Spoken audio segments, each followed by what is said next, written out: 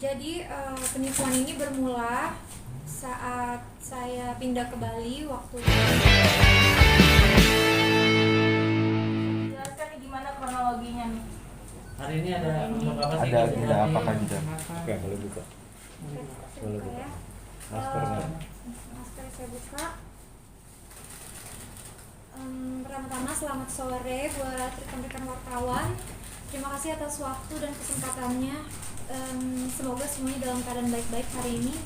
Pada hari ini 14 Juli 2022 saya menggelar konferensi pers mengenai musibah penipuan yang saya alami bersama suami saya Vincent dan juga kuasa hukum saya Ibu Elsa Syarif dan juga tim.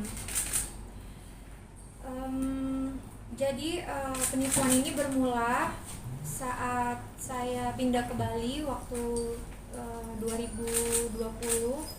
Saya ditawarin untuk endorse mobil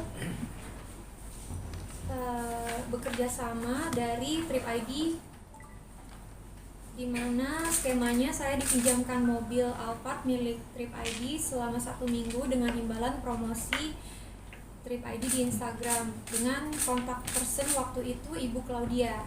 Ketika Alphard diantar oleh Claudia, dia menyampaikan bahwa bosnya komisaris Trip ID bernama Christopher Stefanus Budianto atau yang biasa dipanggil Stephen ini ingin bertemu dan mengajak makan malam bersama-sama juga dengan pacarnya Ibu Tiffany. Setelah pertemuan itu kita saling bertemu dan membicarakan kerjasama bisnis.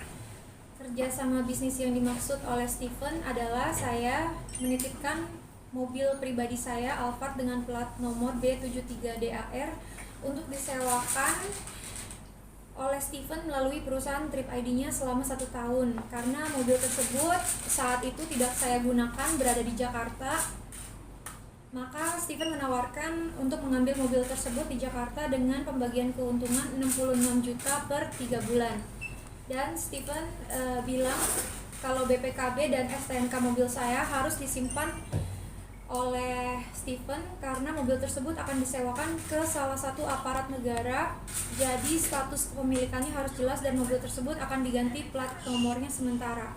Karena saya percaya dengan Stephen, saya memberikan BPKB dan STNK mobil saya kepada Stephen.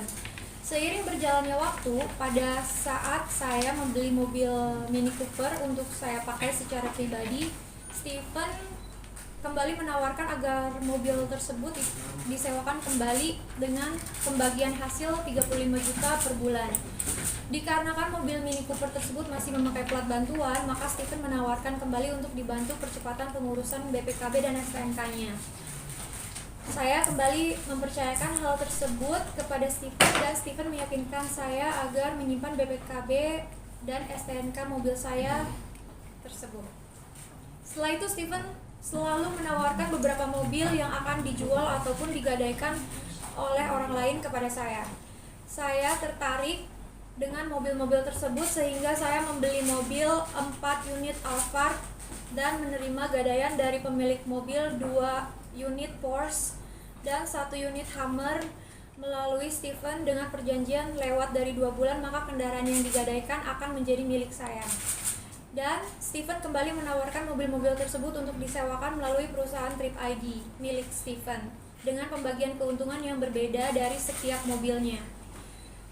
Selain mobil-mobil yang dimiliki saya dan mobil yang digadaikan kepada saya melalui Stephen juga menawarkan untuk patungan membeli 1 unit Mercedes-Benz S-Class dikarenakan sudah ada penyewa dari salah satu kedutaan besar Arab untuk kendaraan operasional duta besar tersebut, serta 1 unit Land Cruiser yang sudah ada penyewanya dari corporate selama 1 tahun.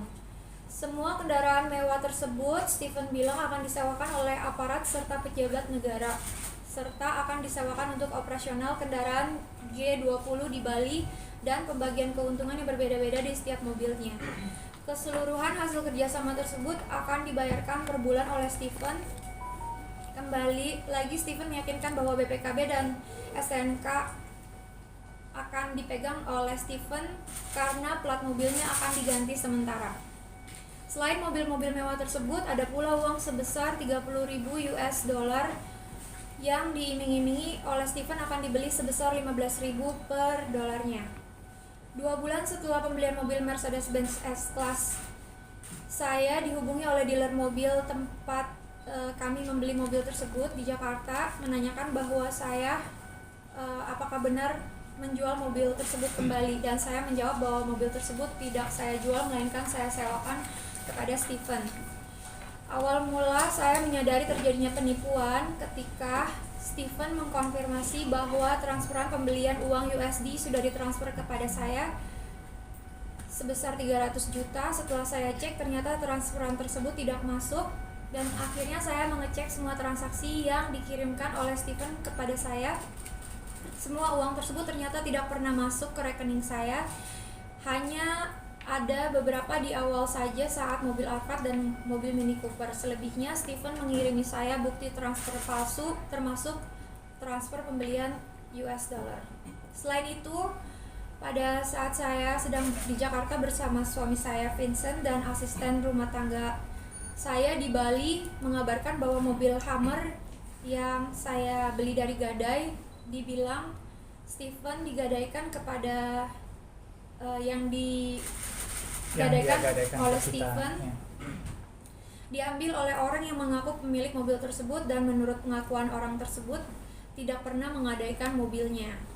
Selain itu juga perihal mobil Mercedes-Benz yang sempat ditanyakan oleh dealer mobil tempat saya membeli mobil tersebut, ternyata benar-benar telah dijual oleh Steven. Ketika saya menanyakan kepada Mary, salah satu kenalan kami di dunia entertainment, juga kenal dekat dengan Steven, Mary bilang kalau ada indikasi penipuan sebab Steven sudah kabur ke Singapura. Dan ketika suami saya, Vincent, berhasil mengkontak Steven mengaku perbuatannya menipu saya itu real.